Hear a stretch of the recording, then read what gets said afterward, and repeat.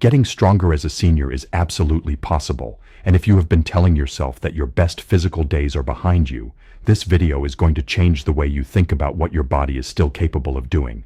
The truth is that strength does not have an expiration date. Muscle responds to the right kind of challenge at every age, and the right kind of challenge for most seniors is not a complicated gym machine or an intimidating weight rack. It is a pair of dumbbells, a small amount of space, and the right 5 exercises done consistently over 4 weeks. That is exactly what transformed my body. Not a dramatic overhaul. Not a program that required 2 hours a day or a personal trainer standing over me. 5 exercises, a set of dumbbells I keep in the corner of my living room, and 4 weeks of showing up for myself every other day without making excuses. Before we get into the exercises, please make sure you subscribe so you never miss content made specifically for seniors who are serious about staying strong, mobile, and independent. And please, before you begin any new exercise program, check in with your doctor, especially if you have any existing joint conditions, cardiovascular concerns, or recent injuries. The exercises I am about to share are designed with senior bodies in mind, but your individual health history matters, and a 5-minute conversation with your physician before you start is time well spent. Now, let me tell you why dumbbells specifically, because this is a question I hear often, and the answer matters. When you use a weight machine at a gym, the machine guides the movement for you. It controls the path your arm or leg travels through and stabilizes everything that does not need to be stabilized. This sounds like a safety feature, and in some ways it is. But it also means that the smaller stabilizing muscles around your joints, the muscles that keep your shoulder from wobbling when you reach overhead, the muscles that keep your knee tracking correctly when you walk downstairs, the muscles that keep your spine in proper alignment when you bend forward to pick something up, those muscles do not get trained. Those stabilizing muscles are, for seniors, some of the most important muscles in the body. They are what prevents falls. They are what keeps your joints comfortable through a full day of normal activity. They are what allows you to carry groceries and open heavy doors and push yourself up from a low chair without thinking twice about whether your body will cooperate. Dumbbell exercises train those stabilizing muscles because you are responsible for controlling the weight through its full range of motion. Nothing is guiding your arm for you. Your shoulder has to stabilize. Your core has to engage. Your balance has to participate.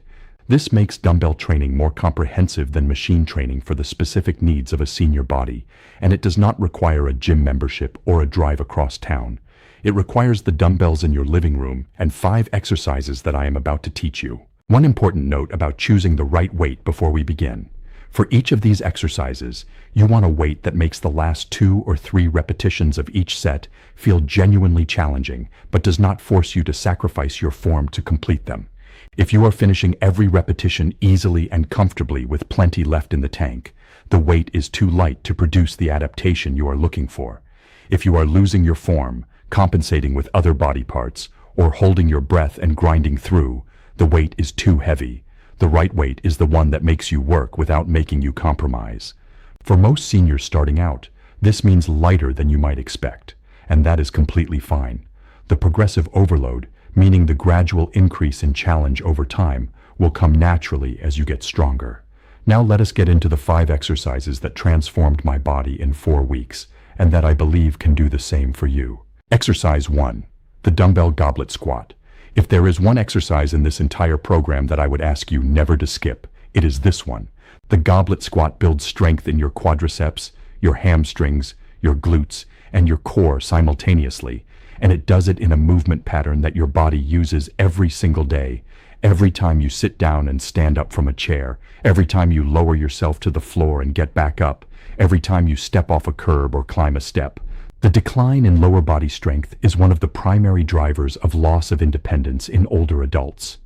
Research consistently shows that the ability to perform a squat movement is one of the strongest predictors of functional independence and fall risk in seniors. When you train this movement with a dumbbell, you are not just building muscle, you are protecting your independence.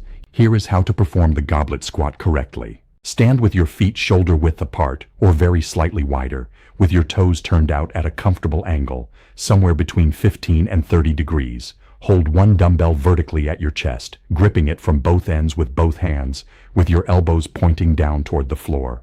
This is your goblet position, and it does 2 important things. The weight in front of you acts as a counterbalance that makes it easier to squat to a good depth without leaning too far forward, and holding it at your chest keeps your torso upright and your core engaged throughout the movement. Before you begin to lower yourself, take a breath in, brace your core as though you are about to absorb a gentle push to the stomach, and keep your chest lifted. Now push your knees out in the direction of your toes. Push your hips back as though you are about to sit down onto a chair that is slightly lower than a normal seat, and lower yourself down as far as is comfortable and controlled. Your goal is to lower until your thighs are parallel to the floor.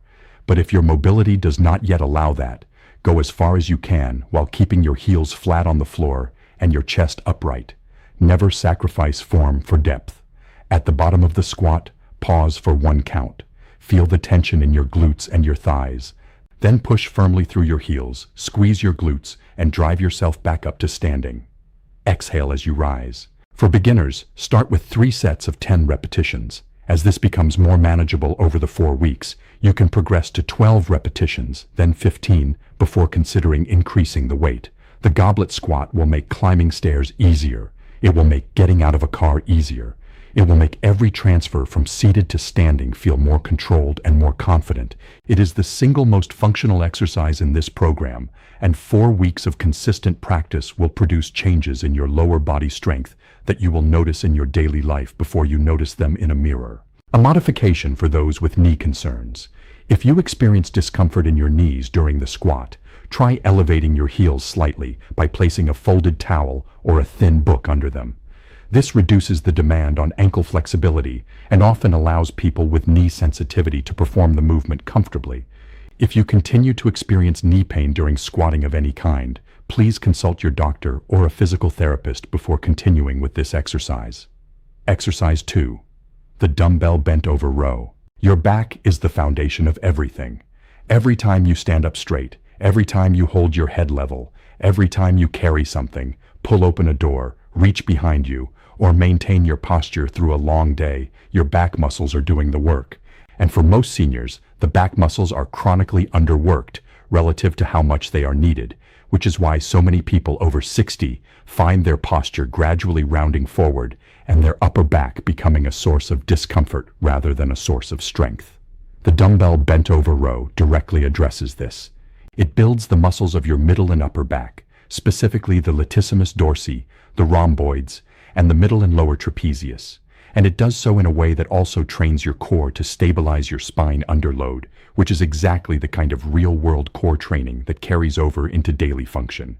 Here is how to perform the bent-over row correctly. Stand with your feet hip-width apart, holding a dumbbell in each hand with your palms facing your body.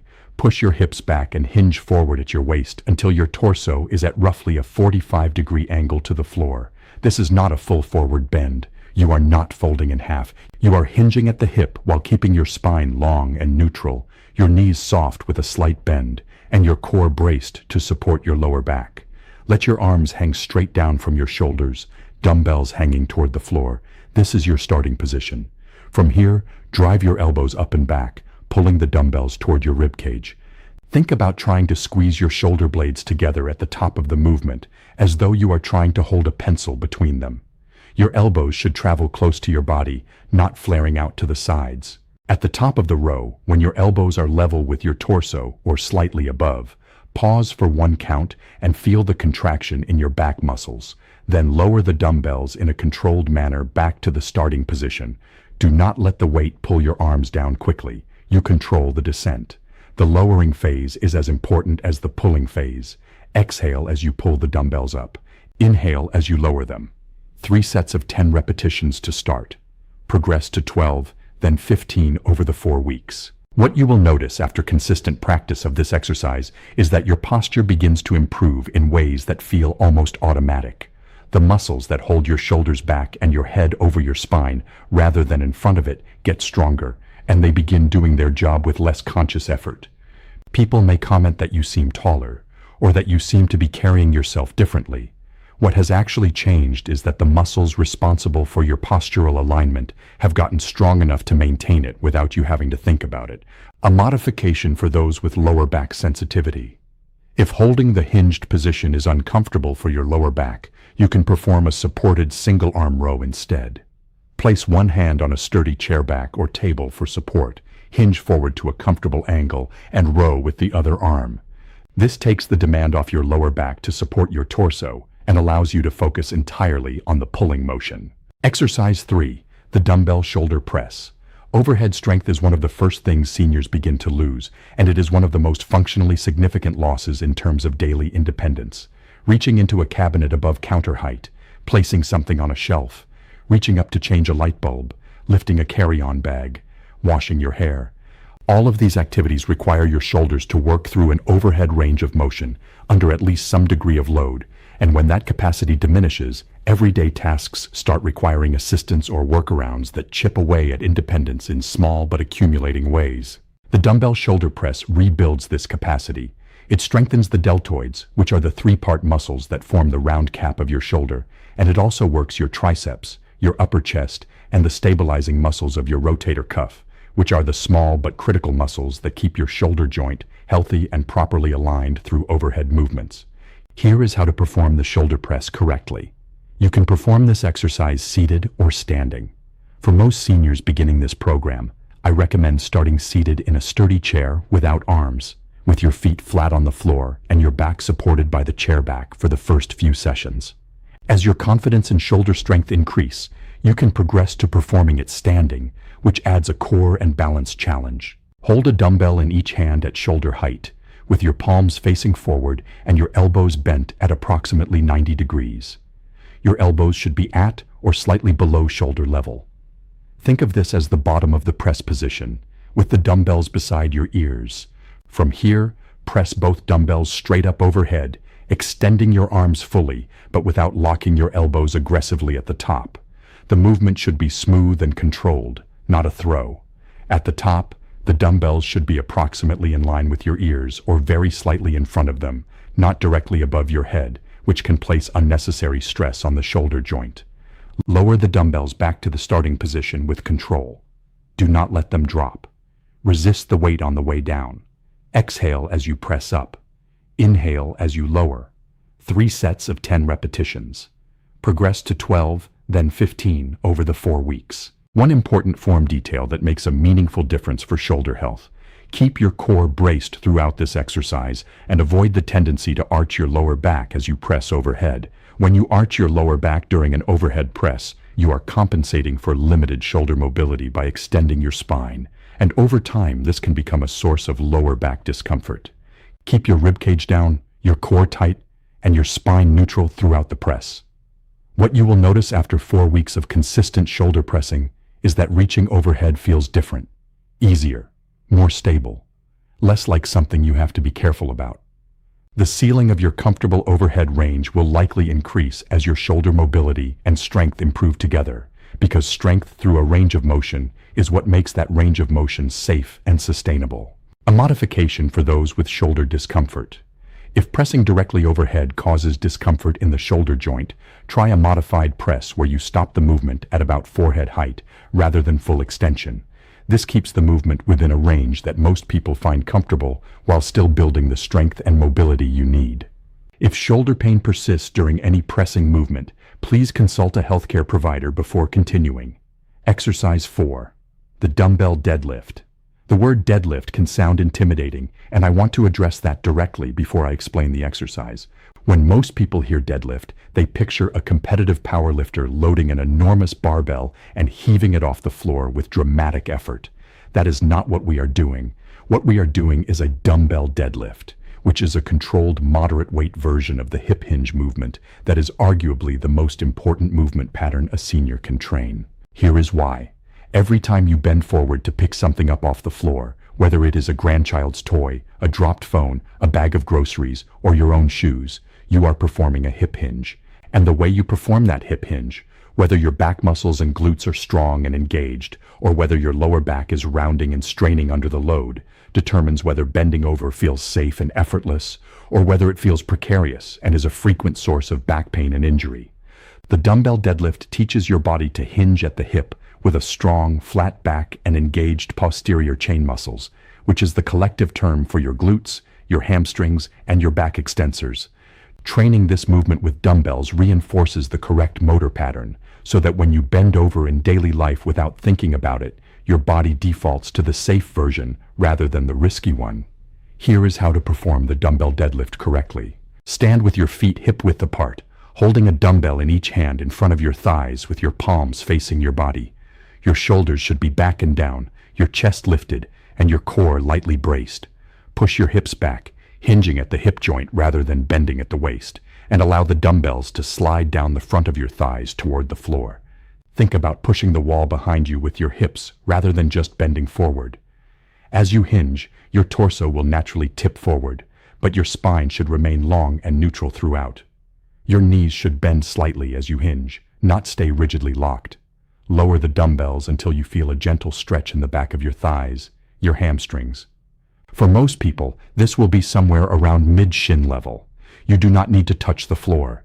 You need to lower to the point where you can feel the hamstrings are engaged and the stretch is comfortable without your lower back rounding. From the bottom position, engage your glutes, press your feet firmly into the floor, and drive your hips forward to return to standing. Think about squeezing your glutes and pushing the floor away from you as you rise. The dumbbells should travel back up close to your thighs as you return to upright. Exhale as you stand up. Inhale as you hinge down. 3 sets of 10 repetitions to start. Progress to 12, then 15 over the 4 weeks. The most common form error in the deadlift is rounding the lower back at the bottom of the movement, and this is worth paying close attention to. If you find your lower back rounding as you lower the dumbbells, reduce your range of motion. Lower only to the point where you can maintain a flat, neutral spine, and work on improving that range gradually over the 4 weeks as your hamstring flexibility and hip hinge mechanics improve. What you will notice after 4 weeks is that bending over to pick things up feels completely different. More stable, more controlled, less effortful, and significantly less likely to produce the lower back discomfort that many seniors experience from simple bending tasks. Your glutes will also be noticeably stronger, which translates directly into better hip stability for walking, stair climbing, and every movement that involves your lower body. A modification for those with significant hamstring tightness. If you cannot hinge to mid-shin level without rounding your back, that is completely fine. Lower only to knee height, or even just a quarter of the way down, and work at that range consistently. Your hamstring flexibility will improve with practice, and your range of motion will increase naturally over the 4 weeks without you forcing it. Exercise 5. The dumbbell bicep curl to overhead press. The final exercise in this program is a combination movement, and I want to explain why I chose a combination rather than 2 separate exercises. After the age of 60, one of the most important qualities to develop and maintain in the body is what exercise scientists call neuromuscular coordination. The ability of your nervous system to coordinate multiple muscle groups working together in a smooth, fluid sequence. This is exactly what your body does in daily life. Reaching, lifting, carrying, transferring objects from one position to another all involve multiple muscle groups working in sequence, not in isolation. The bicep curl to overhead press trains this coordination specifically. It also builds strength in your biceps, your shoulders, and your triceps, and it requires your core to stabilize throughout the transition from the curl position to the press position, which adds a functional core training element without a dedicated core exercise. Here is how to perform the bicep curl to overhead press correctly. Stand with your feet hip-width apart, holding a dumbbell in each hand at your sides with your palms facing forward. Your shoulders should be relaxed and your elbows should be close to your body. First, perform a bicep curl. Keeping your upper arms stationary and your elbows at your sides, bend your elbows and curl both dumbbells up toward your shoulders in a smooth arc. Your palms should rotate slightly outward as you curl, finishing with the dumbbells at shoulder height and your palms facing your shoulders. Without pausing at the top of the curl, rotate your palms to face forward and press both dumbbells overhead as described in the shoulder press exercise above. Extend your arms fully overhead, pause for 1 count, and then lower the dumbbells back to shoulder height with control. From shoulder height, rotate your palms back to face your shoulders and lower the dumbbells back to your sides in the reverse of the curl motion. This is 1 complete repetition. The entire movement should be fluid and continuous, one flowing sequence from sides to shoulders to overhead and back, rather than a stop-start sequence with hesitation at each position. Exhale during the pressing phase as you extend overhead. Inhale as you lower from the overhead position back down. 3 sets of 8 to 10 repetitions to start. Because this is a combination movement involving 2 muscle groups in sequence, the repetition count is slightly lower than the single movement exercises. Progress to 10, then 12 repetitions over the 4 weeks. What you will notice as you practice this movement consistently is that your coordination improves alongside your strength. In the first week, the transition between the curl and the press may feel slightly awkward, requiring conscious attention to the rotation of your wrists and the positioning of your arms. By the end of 4 weeks, the movement will flow naturally and automatically, and that automaticity is itself a significant training adaptation, because movement that flows automatically in the gym flows automatically in daily life. A modification for those with wrist sensitivity. If rotating your wrists through the transition from curl to press causes any wrist discomfort, you can use a neutral grip throughout, meaning your palms face each other rather than rotating. This is called a hammer curl to neutral press, and it is equally effective while being gentler on the wrist joint. Now let us talk about how to put these 5 exercises together into a 4-week program that produces real results, because the exercises themselves are only part of the equation. How you organize them, how often you do them, and how you progress over the 4 weeks is what determines whether you see the transformation you are looking for. Week 1. Do the complete circuit of all 5 exercises every other day, which means 3 sessions per week with a rest day between each session. Rest days are not optional and they are not lazy. They are when your muscles actually rebuild stronger in response to the training stimulus.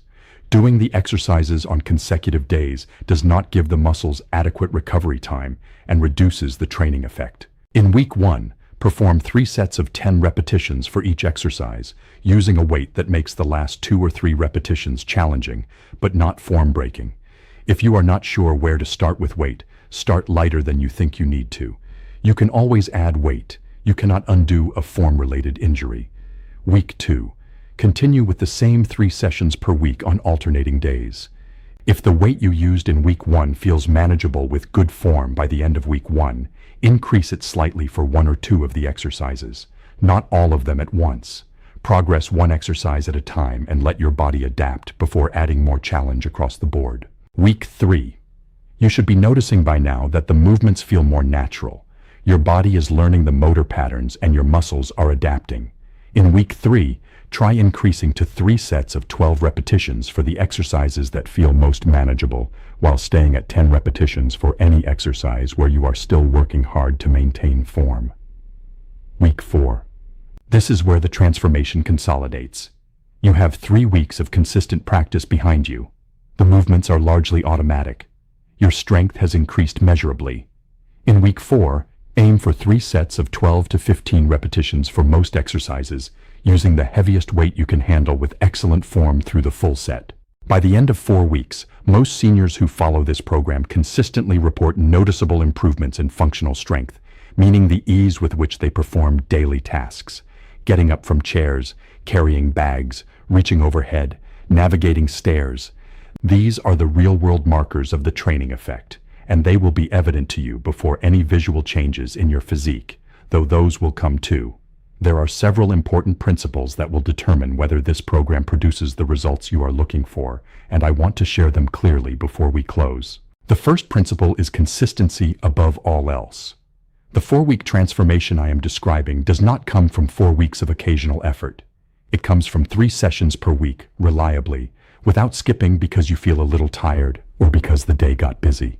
Your muscles respond to consistent stimulus. Inconsistent training produces inconsistent results. Show up 3 times a week for 4 weeks, and the results will show up for you. The second principle is form first, weight second. This is especially important for seniors, because the risk-reward calculation of lifting too heavy with poor form is different at 70 than it is at 30. A form-related shoulder injury at 30 is an inconvenience.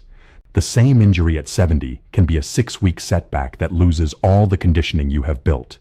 Always choose the weight that allows you to perform every repetition with excellent form. The transformation comes from the quality of the movement, not from how heavy the weight is. The third principle is progressive challenge. Your muscles adapt to the demands you place on them, And once they have adapted, they do not continue to change unless you continue to increase the demand. This is why the 4-week program includes gradual progressions in repetitions and weight.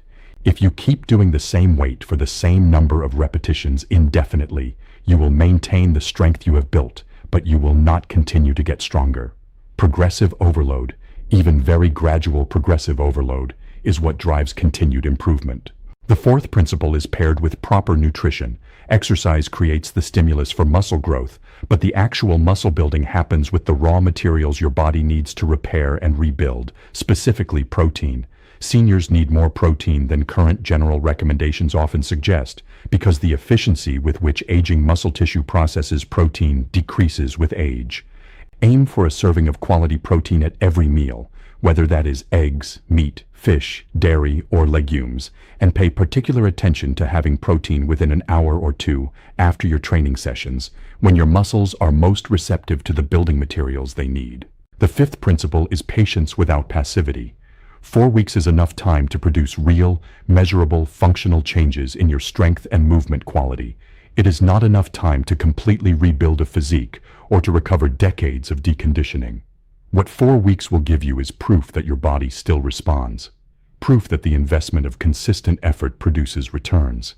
That proof is what motivates the next 4 weeks, and the 4 weeks after that, and the gradual accumulation of strength and function that makes the difference between an older age that feels capable and one that feels like a continuous negotiation with your own limitations.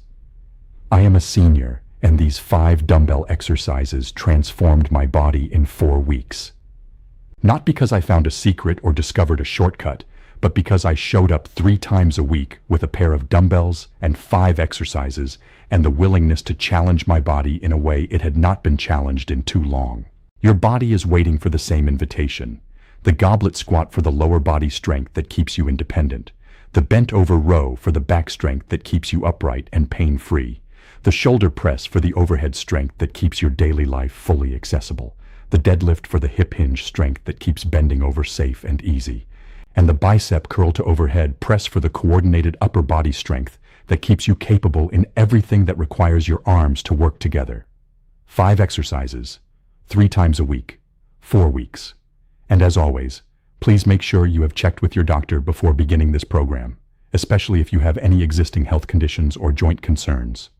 Start with lighter weights than you think you need, and focus on feeling the right muscles working with excellent form before you add any additional challenge. What exercises are you currently doing to stay strong and active? Let us know in the comments below. We read every single comment, and your experience and questions help shape the content we make for this community. If this video has been useful to you, please hit the like button and share it with a friend or family member who could benefit from a simple, effective strength program designed with seniors in mind. And subscribe if you have not already, so you never miss the practical, evidence-based content we create for seniors who refuse to accept that getting older means getting weaker. You are stronger than you think. 4 weeks from now, you will have the evidence to prove it. Now go find your dumbbells. It is time to get started.